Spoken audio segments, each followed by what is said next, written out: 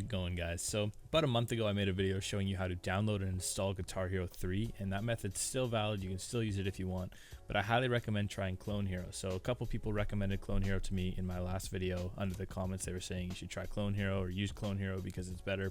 So I'm going to show you how to install Clone Hero and use it because it absolutely is better. You can play all the songs and all the set lists from other Guitar Heroes all in one application. It's entirely free. It's really well optimized. And it's brought to us by, I'll just drag it onto the screen here. It's brought to us by this gentleman here. This is where you get all the official news and all the releases. There's also a Discord. I'll leave a link to that below. And then here is the set list. So there's a Excel spreadsheet by the looks of it, or some sort of spreadsheet showing you all the set lists here for all the Guitar Hero games, as well as some custom set lists too, so we can actually download those and install them, and I'll show you how to do that. It's super easy. And then here is a link that you can also find in the description for the actual download. So I'm using Windows 64, so I'm going to click this link here, but if you're using Windows, a 32-bit version of Windows, you can click this link, or if you're using Linux, you can use this link.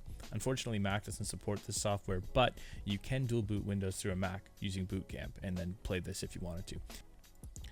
So I'm going to go ahead and select the Windows 64-bit version since I'm using Windows 64, and under this drop down here I'm just going to click download, and in the bottom right it's going to say preparing download, and I'm going to go ahead and pause it because I don't know how long this is actually going to take.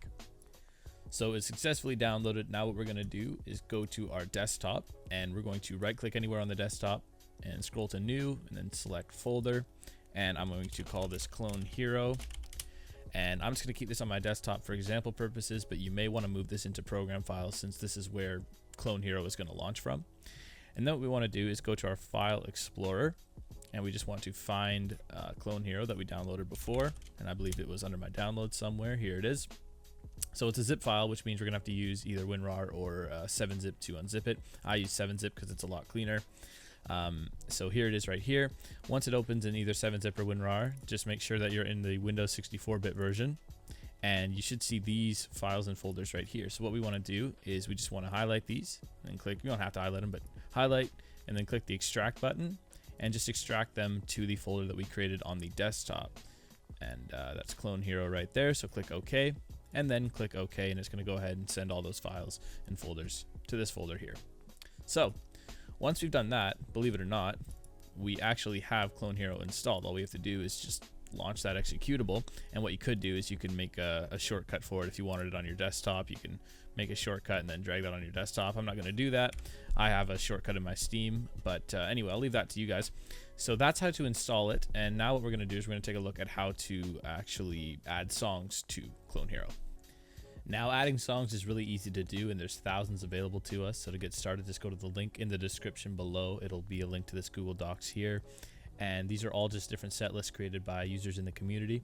If we scroll down, we can see that there's a Guitar Hero game specific set list, and they're categorized from oldest to newest Guitar Heroes. Let's say I want the Guitar Hero 2 set list. I'm just going to click download and then click to the drive link that it points us to, and it's going to say, oops, there's a problem with the network. Just click download and then click the download anyway button, and that's going to download to your default directory. And I already have that downloaded, so what I'm going to do is go to my file explorer, and I'm just going to search for that download. So I'm going to go to my downloads, and there it is. There's Guitar Hero 2 right there. So I'm going to double click that, and it's going to open in 7-zip. And then what I'm going to do is go back to the desktop and go to the Clone Hero folder that we created, and I'm going to click within the Clone Hero folder. I'm going to click songs. And now what I'm going to do is I'm just going to drag the Guitar Hero 2 folder into the songs folder, and all those songs are going to transfer over, which means that next time you start Clone Hero up, you can play every song on the Guitar Hero 2 set list, and it's that easy. And feel free to do that with all of these Guitar Hero set lists here. It's the same process for everyone.